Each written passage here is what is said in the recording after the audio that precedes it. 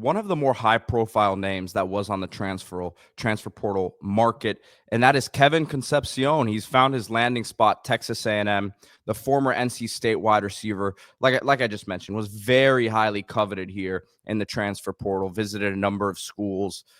Miami was involved in this one. UNC was very interested here as well. But A&M, as you're looking at it now, has added one of the most dynamic receiver classes in the portal here.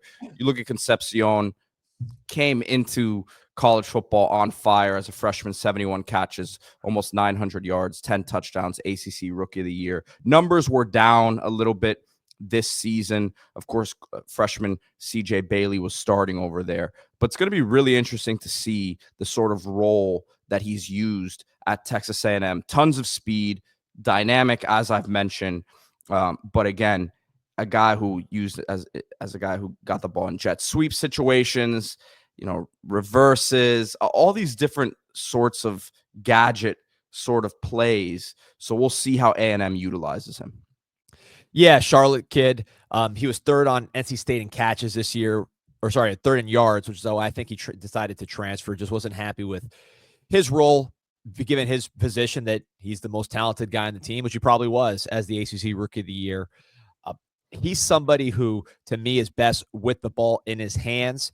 5'11", 185, but I think he could bulk up a little, get to that 190 range, and potentially be a running back, not like an every down type of back, but a weapon out there who gets significant carries. I think of Brashard Smith at Southern Methodist, who was at Miami, was more of a slot receiver, not as successful as Concepcion, but when he switched to running back, was an outstanding player in the Atlantic Coast Conference. So I think Concepcion, even at the SEC level, can play some snaps at running back. And of course, he's still a good receiver, still can do things running routes and catching the ball. Texas A&M's added a ton here. When you look at Mario Craver from Mississippi State, Micah Hudson, the former 5-star from Texas Tech, both young players, class of 24, Concepcion entering his third year, but you're not talking about 5th, 6th year guys. You're talking about young, explosive players who can grow a little bit with Marcel Reed and each give you something different. With Concepcion, again, the key with him is just ball in his hands. The route running is a little bit raw,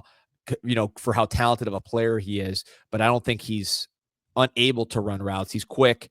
He has decent hands, and he was able to catch the ball as a freshman much more than he did as a sophomore. It's not like it was all jet sweeps and runs as a freshman. He did have some plays in the air. So very good get for Texas A&M. And I think they're clearly making a concerted effort to build around Marcel Reed and to give him weapons that he can grow with and that can make big plays. Yeah, and it's interesting because Connor Wegman, obviously coming into the year, was the guy. There was a lot of excitement around him. And then, of course, didn't go too well this year.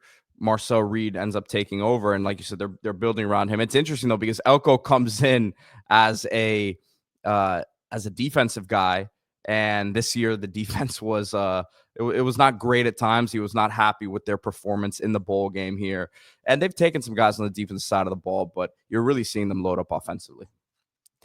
Yeah, look, that's what it is right now in the SEC. The game has changed. I mean, look, Georgia was able to get by a little more on the defensive side than the offensive side, but they certainly invested on the offensive side of the ball. Texas has, certainly Ole Miss. You got to keep up here in this conference, and Mike Elko is going to trust you trust him to get the defense right. Of course, there was some major errors there against USC in the bowl. He was not happy with the way his team played zone defense.